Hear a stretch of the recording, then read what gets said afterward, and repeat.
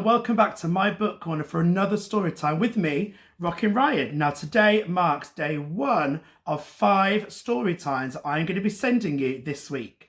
So keep your eyes peeled because coming up very soon we have got 5 of my new favourite stories I want to read just for you.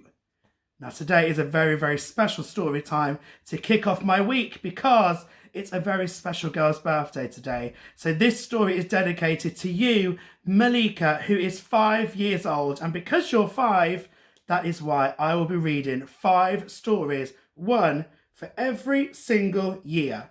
So a very, very happy birthday from me, Rockin' Ryan, Megan the Dragon, and all of your friends. And of course, Mummy, Daddy, and Lilia as well. So this story is called The Princess and the Wizard. And it is written by Julia Donaldson because I know, Malika, that you love a Julia Donaldson story. So from me to you, this is your story. I think it's time we get ready, don't you?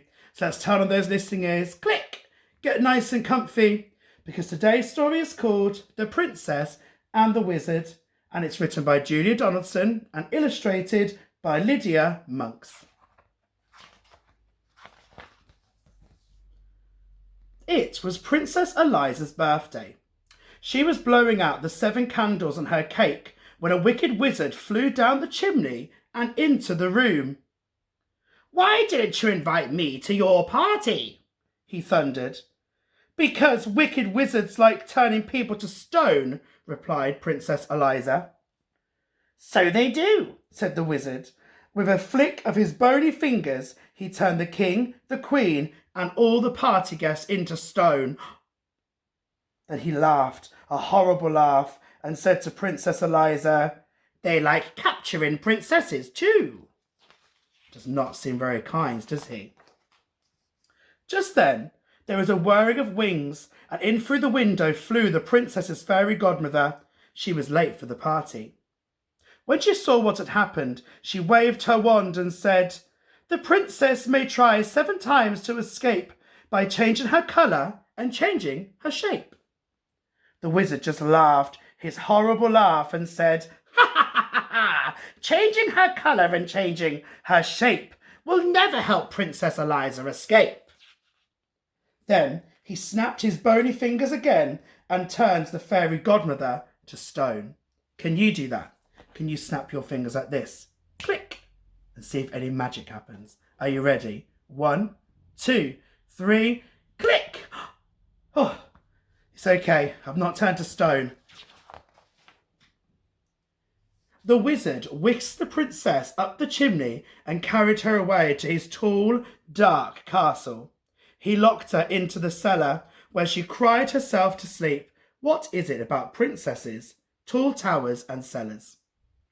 The next day was Monday. The wizard unlocked the cellar door. He was holding the big red book which contained all of his magic. "This is your first chance to escape," he said. "I shall count to 100 and then I shall come and find you." He opened his book, closed his eyes and began to count. Princess Eliza ran outside. The moat of the castle shone blue under the blue sky. She jumped into the water and turned herself into a blue fish. 98, 99, 100. The wizard opened his eyes, looked into his book and read, "To find where Eliza is hiding from you, look in the moat for the fish that is blue." He fished Eliza out of the moat and took her to his kitchen, which was full of blue plates and pots and pans. They were all covered in horrible, dried-up food. "So you like blue, do you?" he said. "Then set to work and wash," and he locked her in. On Tuesday morning, the wizard unlocked the kitchen door. He looked at the clean plates and pots and pans, and he grunted. "Chance number 2, he said. Then he opened his book, closed his eyes, and began to count. Princess Eliza ran to the farmyard. She turned herself into a yellow chick and hid in some straw. Can you see her? There she is. But the wizard read his book. "The straw in the farmyard is yellow and thick. Princess Eliza is disguised as a chick." He scooped Eliza up and took her to a cupboard which was full of yellow socks. They all had holes in them made by his pointy toenails. "So you like yellow, do you?" he said. "Then set to work and darn," and he locked her in. On Wednesday morning, the wizard unlocked the cupboard door, looked at the darned socks and grunted. "Chance number 3, he said, and he opened his book, closed his eyes, and... That's right, he began to count. Princess Eliza ran to the meadow. She changed herself into a green grasshopper and hid among all the glass blades. But the wizard read his book. The grasshopper princess is easily seen, chirping away in the meadow so green. He caught Eliza in a net and took her to his green bathroom. The bath, basin, walls and floor were all covered in the wizard's slimy toothpaste. "So you like green, do you?" he said. "Then set to work and wipe." And again, he locked her in. 3 more days went by. Each day the princess tried to escape. On Thursday, she turned herself into an orange fox and hid in a pile of orange leaves. On Friday, she turned herself into a purple butterfly and fluttered among some of the purple flowers. On Saturday, she turned herself into a black cat and lurked in a black tunnel.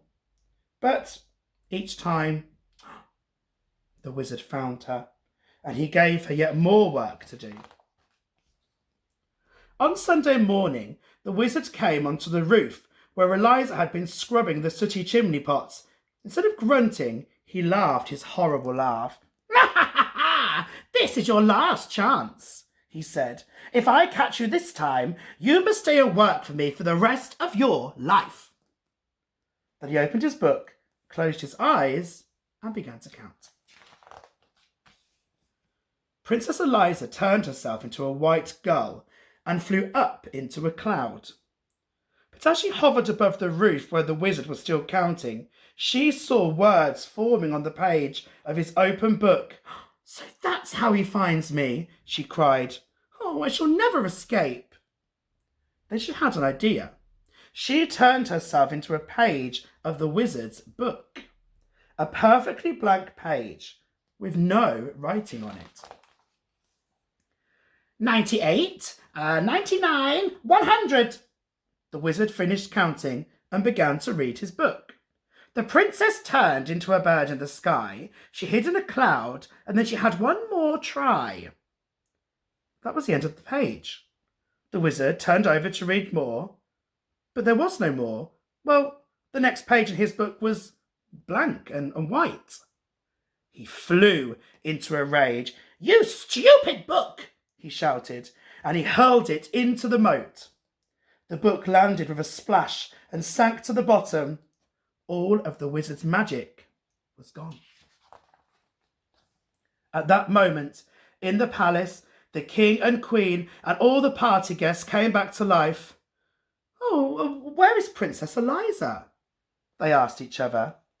Well, nobody knew except the fairy godmother, and she only smiled and said nothing.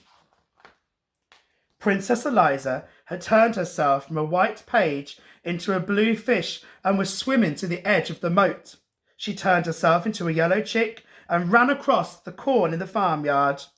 She turned herself into a green grasshopper and hopped over the grass. She turned herself into an orange fox and raced through the orange leaves. She turned herself into a purple butterfly and fluttered over all the purple flowers. She turned herself into a black cat and streaked through the black tunnel. Then she turned herself into a white bird and flew all the way back to the palace through the window. She perched on a chair at the tea table and changed herself back into a princess. The king and queen and all the guests hugged her. Then the princess cut her birthday cake and everyone had a slice. Delicious. Now, I'm sure, Malika, just like everyone's birthdays, you're probably going to have a very scrummy, yummy birthday cake. And I know that yesterday you had your very own Build-A-Bear Zoom party. How cool is that? So I really hope that you have the best day ever. And I know that your sister, mummy and daddy are going to make it very, very special for you. And it's very, very deserved. And that's the end of our story today. Come back and join me tomorrow for day 2 in my book corner for another story with me and Megan the Dragon. But for now, let's close our eyes. No snoring. And I will see you back here for another story time very, very soon. Bye-bye.